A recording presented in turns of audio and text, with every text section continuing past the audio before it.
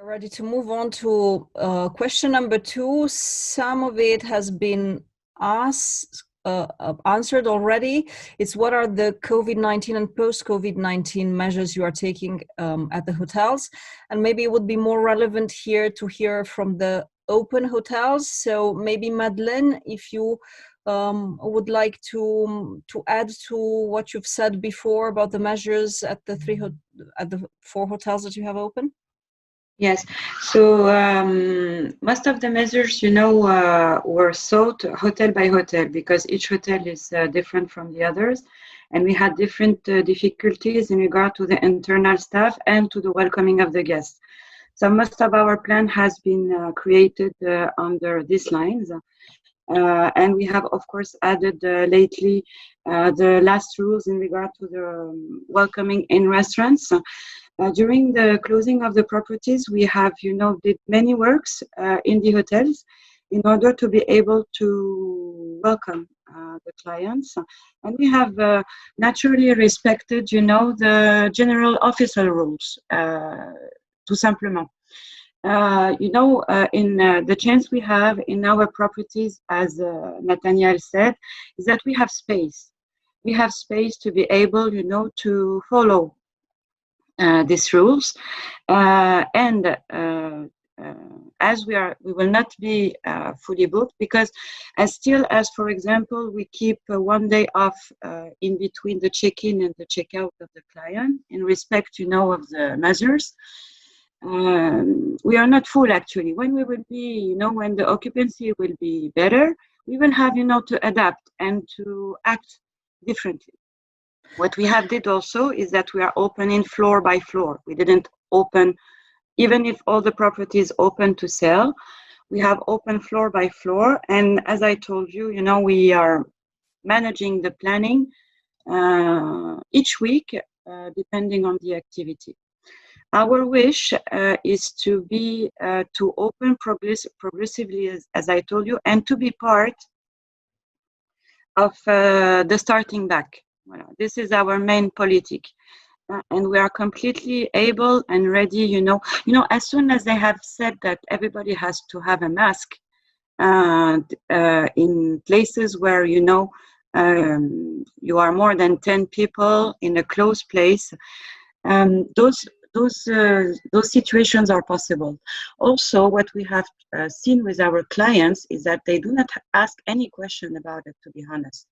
They completely trust on our sanitary rules and they trust on our welcoming. They don't even ask what is going to happen outside in Paris. What I think is that as soon as they come to Paris, they already trust on us.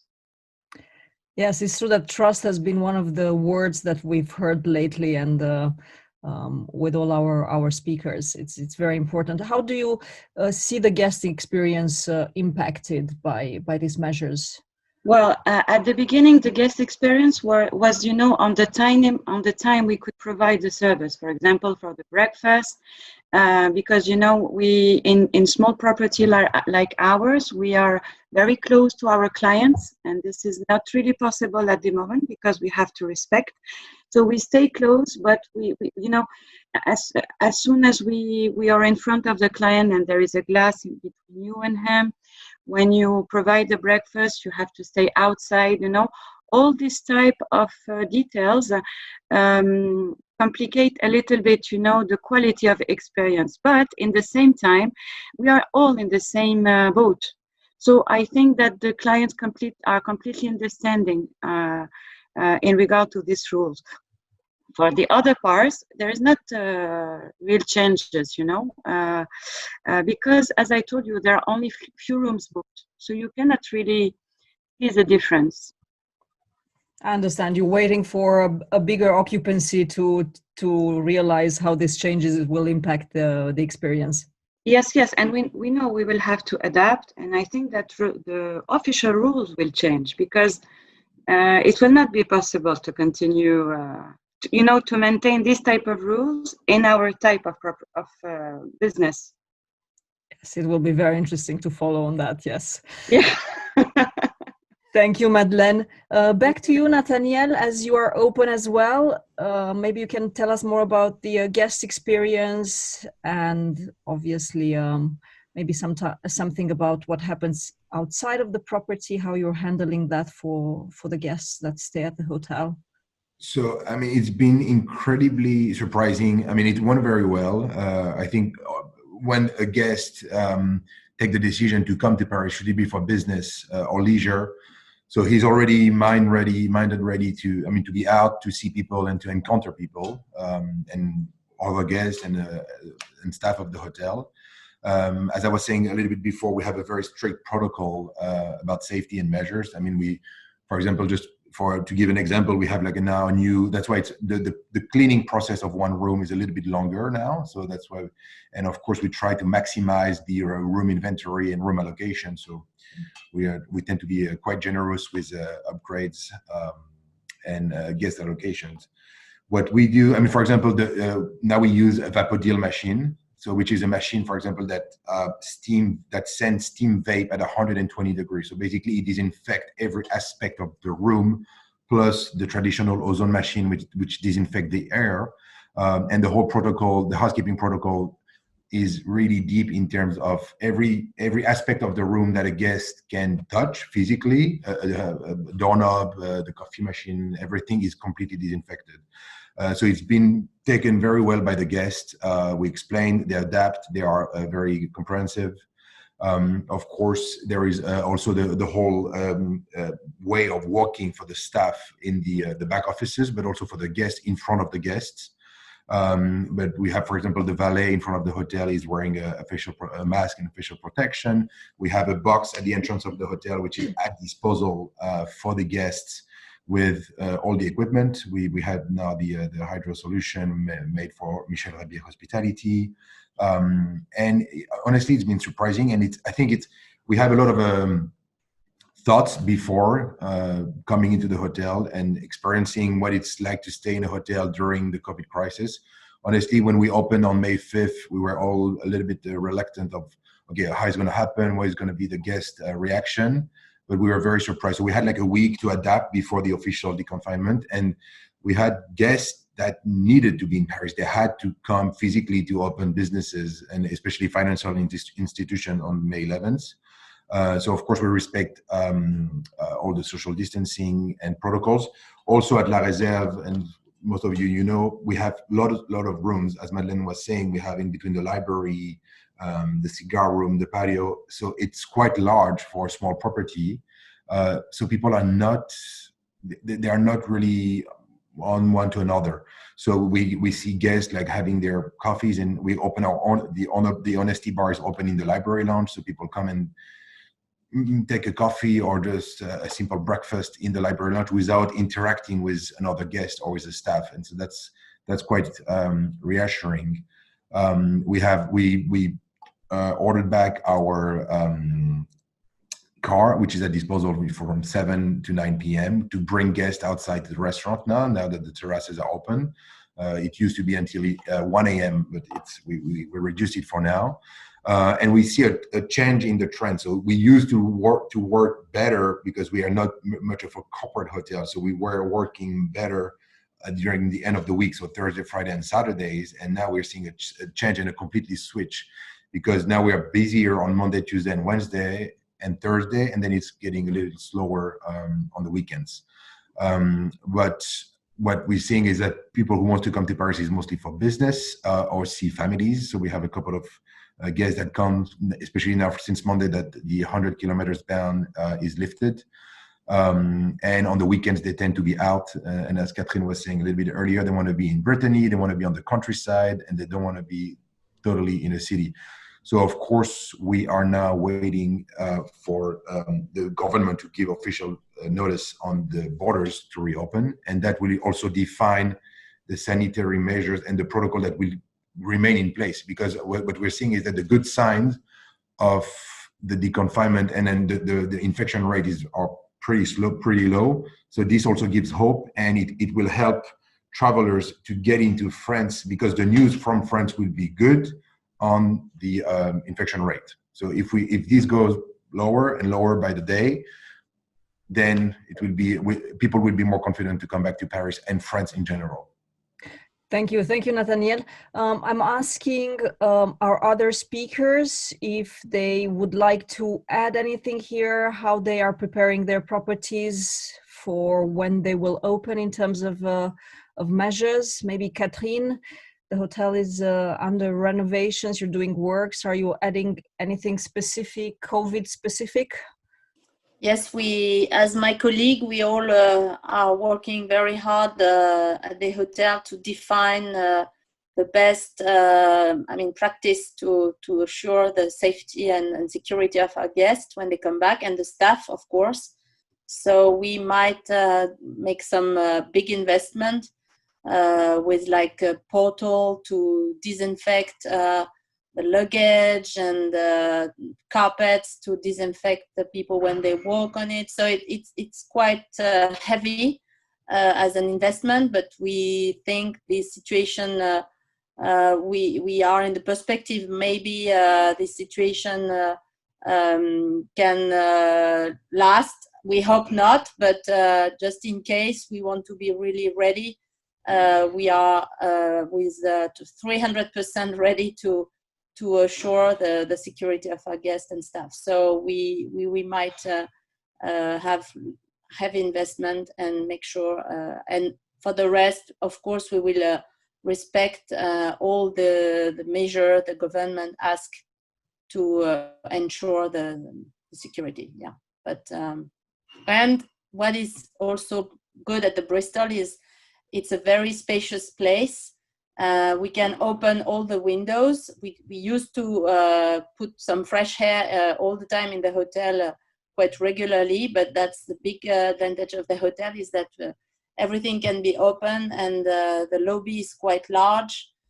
So it will make things very easy to ensure the distance between the guests, because as you see the way the hotel is organized, we have a lot of place where even in the restaurant we can extend the lobby restaurant in the lobby, and so to make sure people are not too close to each other. So, and of course the fact that we can put all these open window and have some good fresh air in the hotel will help also. Thank you, Catherine. Nidal, shall we go back to you and speak about Ritz Paris? Yeah, well, of course, each hotel will be tackling this problem.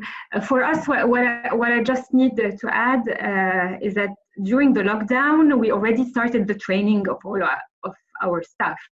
So, for instance, not a single staff, not a single employee or manager or whatever, so on, will be going to the hotel before finishing the training of how to respect the exceptional health measures, sanitary measures, etc., etc.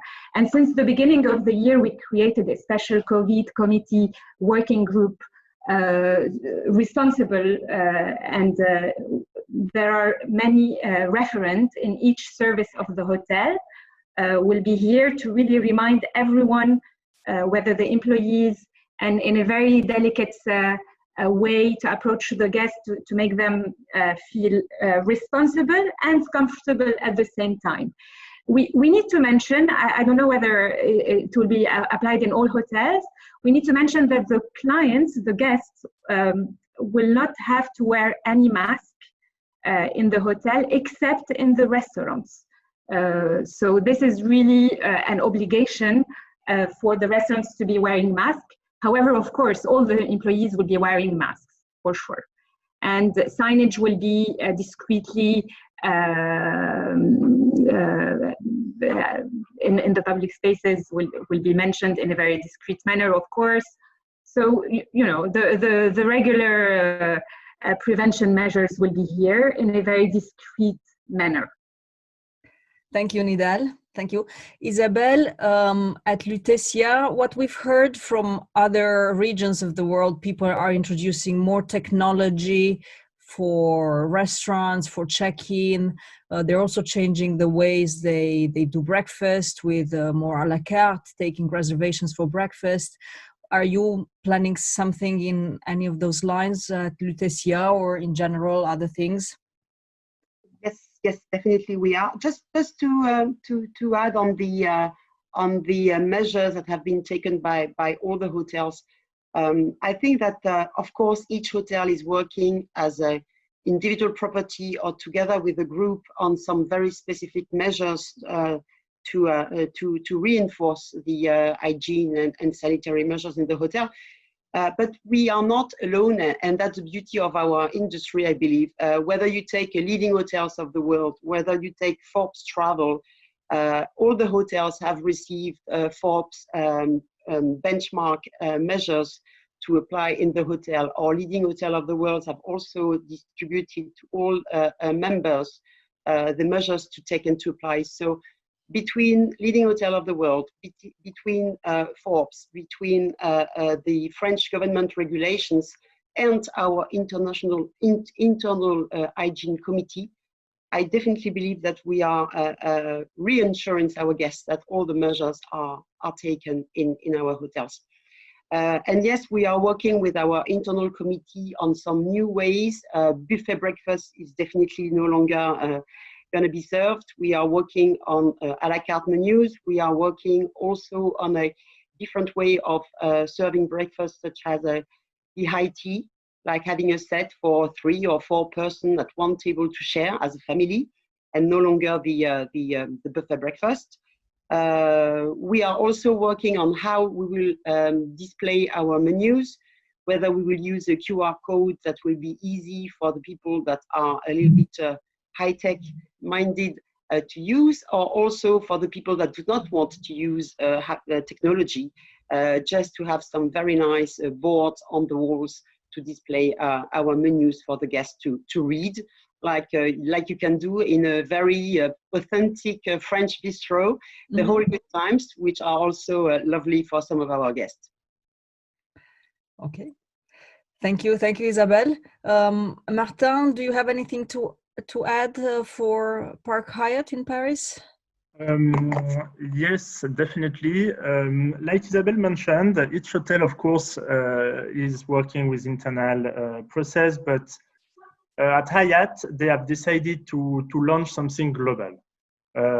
So Hyatt has launched a global care on cleanliness commitment, I would say, that will be valid for the 900 hotels that compose the whole Hyatt portfolio. And for that, we have worked with a certification company, with an accreditation company called Global Biorisk Advisory Council, that will, of course, perform some auditing, that will perform some regulation, that will perform some commitments to make sure that every Hyatt hotels in the world are accredited properly and have the right process in place for food hygiene, for hotel rooms cleanliness, and so on and so on. So one of the most important points for that will be, of course, colleague trainings. And this is something that will be extremely important for us before reopening. So in every hotel, basically, that will reopen around the world, there will be some specialists, there will be some hygiene managers that will make sure that every colleague receive appropriate trainings that follows the accreditation that has been delivered by Global Biorisk Council. So it's basically a cleaning protocol that has been enhanced in some of the hospitals. So we definitely want to go beyond cleanliness and offer something globally, this commitment for all of our Hyatt hotels and care for the guests, of course, so that when they travel with Hyatt, they have a standardization within all of our properties.